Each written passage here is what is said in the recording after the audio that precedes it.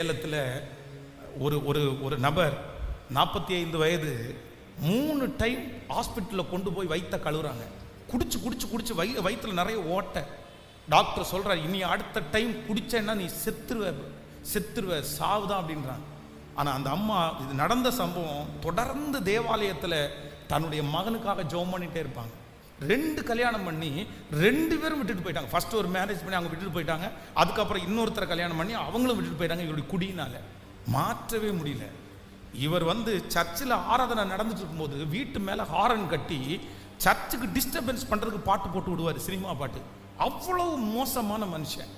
பாஸ்டர்கிட்ட போயிட்டு அவங்க அம்மாவுடைய பேரை சொல்லி, அவளை வெளியே அனுப்புறியா இல்லையா, அவளை இப்போ வெளியே அனுப்பலைன்னா என்ன பண்ணுறான் பாருன்னு சொல்லிட்டு சர்ச்சு நடந்துட்டு இருக்கும்போது சத்தம் போடுற ஆள். ஆனால் இந்த அம்மாவுடைய ஜபம் இல்லை, என் பையன் மாறுவான், என் பையனை ஆண்டவர் மாற்றுவார். திடீர்னு கஞ்சா குடிச்சிட்டு இருக்கும்போது ஸ்ட்ரோக் படுத்த அங்கே டீ கடையிலேயே கை கால் 2மே வராமல் போயிடுச்சு. ஃப்ரெண்ட்ஸ் எல்லாம் தூக்கிட்டு வீட்டுக்குள்ளே போட்டு அவன் போயிட்டான். ஒரு தனி அறையில் படுத்து கிடக்கிறாரு. இனி வாழ்க்கையே இல்லை. 2 கை காலும் விளங்கலை. வீட்டுக்குள்ளே இருக்கிற பாத்ரூம் கூட்டி போகிறதுக்கு அம்மாவால் தூக்க முடியாது. ரொம்ப உடம்பு தவழ்ந்து போய் பாத்ரூம் போகிறது, குளிக்கிறது இவருக்கு சுத்தமாக பிடிக்கல. 2 கையும் காலும் விளங்காமல் போயிடுச்சு. எப்படி இப்படி ஆகுறதுன்னு சொல்லி ஒரு சின்ன குழந்தைய கூப்பிட்டு, அரளி விதை இருக்கு பாருங்களேன், கிராமம், கொஞ்சம் பொறிச்சிட்டு வா, உனக்கு சாக்லேட் வாங்குறதுக்கு பணம் கொடுக்குறேன்னு பணம் கொடுத்து அந்த பிள்ளை அரளி விதையை எடுத்துட்டு வந்தா, இவரே தவழ்ந்து போய் அம்மியில் வச்சு நல்லா கரைச்சி குடிச்சிட்டு, இதுக்கு மேலே இந்த உலகத்தில் வாழ மாட்டேன்னு அவங்க அம்மா ஃபாஸ்டிங் ப்ரேயருக்கு போகும்போது இந்த வீட்டில் இந்த வேலை நடக்குது. ஃபுல்லாக குடிச்சு படுத்துட்டார். 1 மணி நேரம், 2 மணி நேரம், 3 மணி நேரம். சாயந்தரம் 3 மணிக்கு அம்மா சர்ச்சிலேருந்து வர்றாங்க. இவருக்கு தாங்கவே முடியல, இவர் சாகலை. அம்மாவை பார்த்து அழுறாரு, அம்மா இந்த மாதிரி நான் குடிச்சிட்டேன், பட் நான் சாகலை, எனக்கு ஹாஸ்பிட்டல்லாம் கொண்டு போகாதீங்க, எனக்கு நான் சாகணும் அப்படின்ற மாதிரி சொல்லிட்டே இருக்கிறாரு. அவர் இருக்கிற ஒரு அறையில் அந்த ரூமை அடைச்சி போட்டிருக்காரு. ஒரு வெளிச்சம் பிரகாசிக்கிறது. நீ எனக்கு பிள்ளை அப்படின்ற ஒரு வார்த்தை வருது. அன்னைக்கு அதே அறையில் முழங்கால் பண்ணிட்டாரு.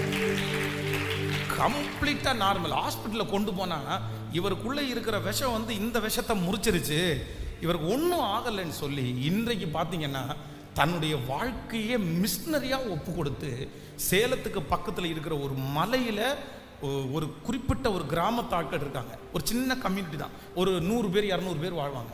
அவங்களுடைய வாழ்வாதாரம் வித்தியாசமாக இருக்கும்.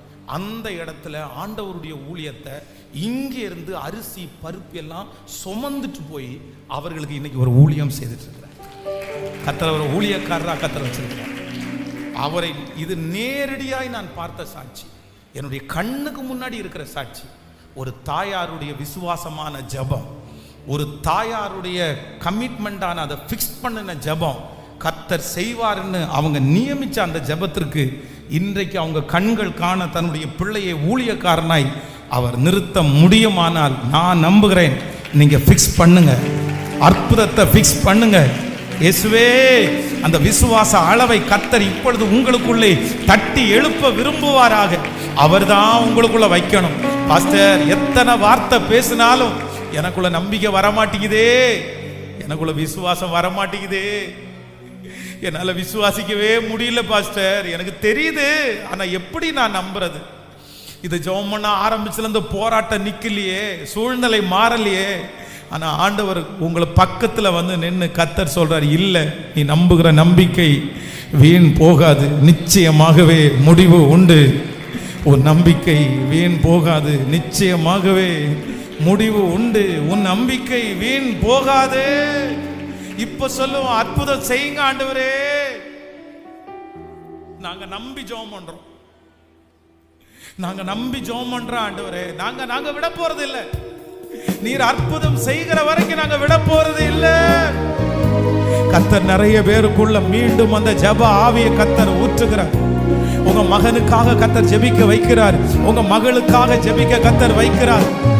அந்த போராட்டம் மாறும், அந்த சூழ்நிலைகள் மாறட்டும்.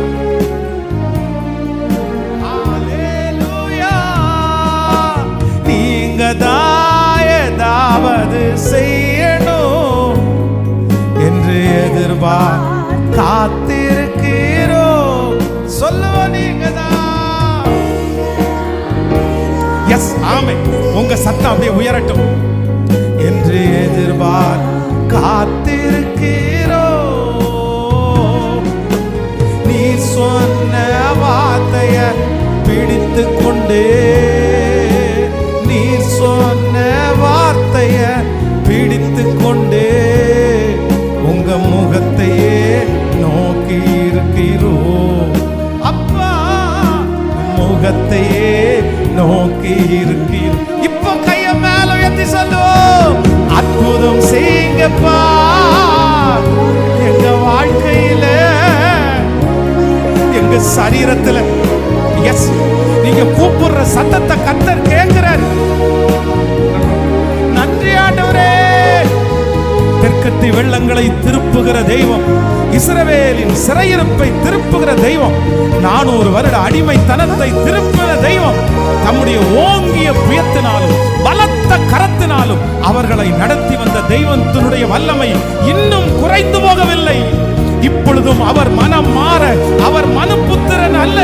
அவர் சொல்லியும் செய்யாதிருக்கிற தேவன் அல்ல. அவர் வசனித்தும் நிறைவேற்றாதிருக்கிற கர்த்தரும் அல்ல. ஓ ஹalleluya, நன்றி அப்பா. ஓ அற்புதம் செய்யுங்கப்பா எங்க வாழ்க்கையில, உம்மைத்தான் நம்பி இருக்கோம் ஏசப்பா. பாடுங்க மகளாம்.